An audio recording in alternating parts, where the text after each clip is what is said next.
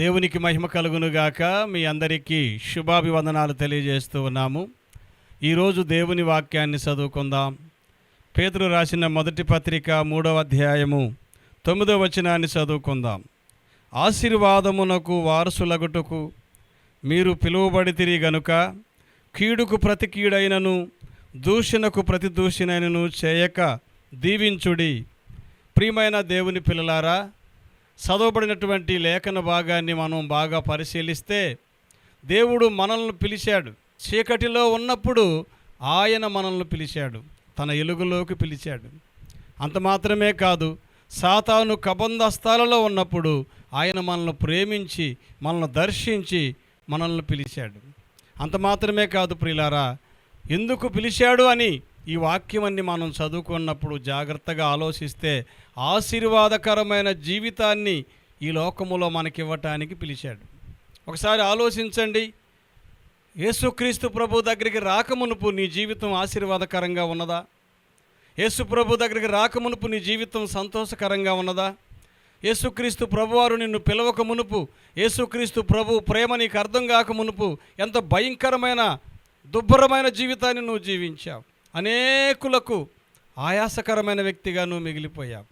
ఎప్పుడైతే యేసుక్రీస్తు ప్రభు పిలుపును నువ్వు గ్రహించి ఆయన దగ్గరికి వచ్చినప్పుడు ఈరోజు నీవు అనేకులకు ఉపయోగపడుతున్న పాత్రగా, మంచివాడిగా, మంచిదానిగా అనిపించుకుంటున్నావంటే ఇదే ఆశీర్వాదకరమైన జీవితాన్ని ఇవ్వటానికి నిన్ను పిలిచాడు. కాబట్టి ఇంకనూ నీవు ఆశీర్వదించబడాలి, ఇంకనూ ఆశీర్వాదకరమైన వ్యక్తిగా ఉండాలి, ఇంకనూ అనేకులకు ప్రయోజనకరమైన వ్యక్తిగా ఉండాలి. నీ కుటుంబానికి, నీ చుట్టూ ఉన్నవారికి, నీ గ్రామానికి, నీ దేశానికి. అంత మాత్రమే కాదు, దేవాతి దేవునికి నువ్వు ఒక ఆశీర్వాదకరమైన పాత్రగా ఉండాలంటే ప్రభువు చెబుతున్నాడు ఈ రోజున, ఎవరైనా నీకు కీడు చేస్తే వదిలేయి, ఎవరైనా నిన్ను దూషిస్తే వదిలేయి. ఎందుకంటే వారి నుంచి నువ్వేమీ బాధపడవలసిన అవసరం లేదు.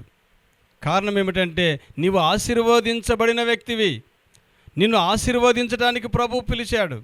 కాబట్టి ఈ రోజున జాగ్రత్తగా ఈ వాక్యాన్ని నువ్వు విని, దూషించిన వారిని తిరిగి దూషింపక, కీడు చేసిన వారికి తిరిగి కీడు చేయక, యేసుక్రీస్తు ప్రభువారు ఏ విషయాలైతే నీకు తెలియజేశాడో ఆ విధముగా నీవు తగ్గించుకొని, ఆ విధముగా నీవు దేవుని వాక్యానికి లోబడిన ఎడల ఇంకనూ నీవు ఆశీర్వాదకరంగా ఉంటావు.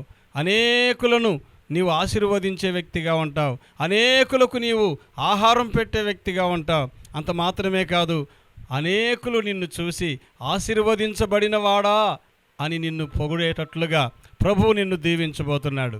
అటువంటి గొప్ప ఆశీర్వాదకరమైన జీవితాన్ని నీవు అనుభవించాలని దేవాతి దేవుడు తన యొక్క లేఖన భాగంలో ఈ రోజున మన కొరకు ఈ వాక్యాన్ని చదివించి తెలియజేస్తూ ఉన్నాడు. కాబట్టి ప్రియులారా, దూషణకు ప్రతి దూషణ చేయవద్దని, కీడు చేసిన వారికి తిరిగి కీడు చేయవద్దని ప్రభువారే రాయించటం జరిగింది.